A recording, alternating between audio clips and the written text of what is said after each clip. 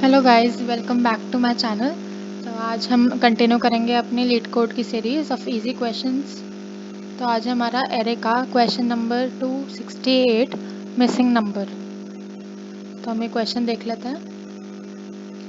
Given an array nums containing n distinct numbers in the range 0 to n, return the only number in the range that is missing from the array। ये कहना चाह रहा है कि आपको array दे रखा है एक इंटीजर का, उसमें रेंज दे रखी है कि 0 से लेकर n उस नंबर तक सारे नंबर्स होंगे, वो भी सिर्फ एक नंबर को छोड़कर। मतलब अगर मुझे 0,7 दे रखा है तो इसका मतलब है 0 1 2 3 4 5 6 7 सारे होंगे। अब इनमें से कोई सा भी नंबर गायब हो सकता है और हमें जो नंबर उसमें नहीं है उस रेंज में जो नंबर नहीं दे मिसिंग है वो नंबर रिटर्न करवाना है यूज़र से। अब 0 से लेकर 3 इनपुट गया इसमें, तो 0 1 2 3 होने चाहिए थे वैसे तो, लेकिन इसमें अभी हम मैनुअली देख के बता सकते हैं कि कौन सा मिसिंग है। तो 2 मिसिंग है इसमें, तो इसलिए आउटपुट हो गया 2। इसको हमें अप्रोच से देखना पड़ेगा जिससे हम इसको प्रोग्रामिंग के थ्रू सॉल्व कर सकें। एक और क्वेश्चन 0, 1, हमें क्या दे रखा होगा, इनपुट दे रखा होगा इसमें 0, 2। तो मतलब 0 से लेकर 2 तक के सारे एलिमेंट्स होंगे इसमें। 0, 2 मतलब 0 1 2। अब आउटपुट है आपका 2 क्योंकि इसमें से 2 गायब है, सिर्फ 0 और 1 प्रिंट हो रहा है। ऐसे ही इसमें 0 से लेकर 9 तक है, तो इसमें 0 से लेकर 9 तक के सारे एलिमेंट्स हैं। कौन सा गायब है? 8 गायब है, तो 8 आउटपुट आ जाएगा आपका। अब इसकी अप्रोच देख लेते हैं हम कि हम इसे क्वेश्चन को सॉल्व कैसे करेंगे। जैसे ये है एक एग्जाम्पल, इसमें से भी 0 से लेकर 7 तक सारे नंबर्स हैं। कौन सा गायब है? 3 मिसिंग है। तो हम सिंपल सा मैथ्स का फॉर्मूला लगाएंगे इसमें, उससे ये क्वेश्चन तुरंत सॉल्व हो जाएगा।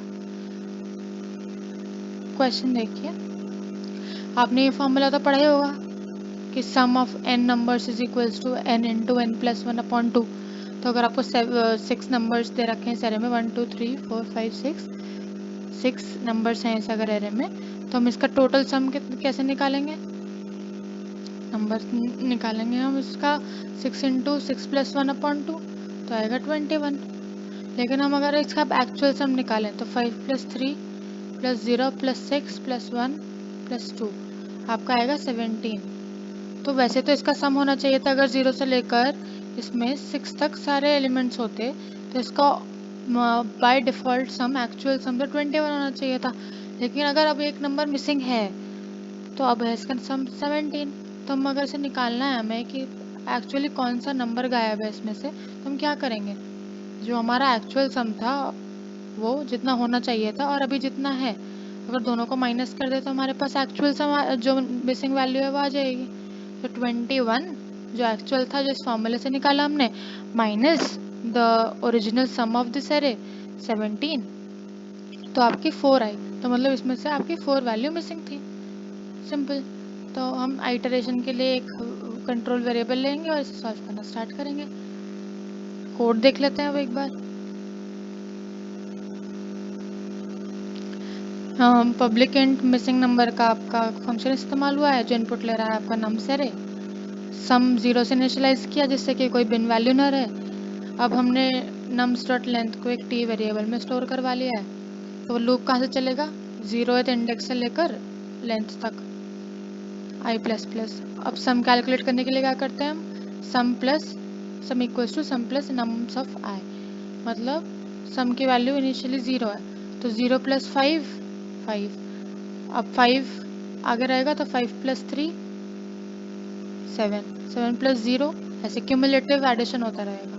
तो इसका मतलब आइटरेशन से क्यूमुलेटिव सम कैलकुलेट हो रहा है जिससे कि आपका 17 आ रहा है। अब एक्चुअल सम के लिए मैंने आपको फॉर्मूला बताया, टी मतलब लेंथ, ये आपका nums dot length into nums dot length plus 1 upon 2, ये आपका फॉर्मूला है। अब मिसिंग वैल्यू निकालने का क्या तरीका है?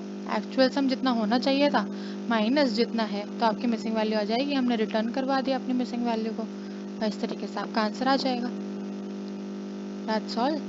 सक्सेसफुली रन हो गया, टेस्ट केस देख सकते हैं आप। That's all, thank you.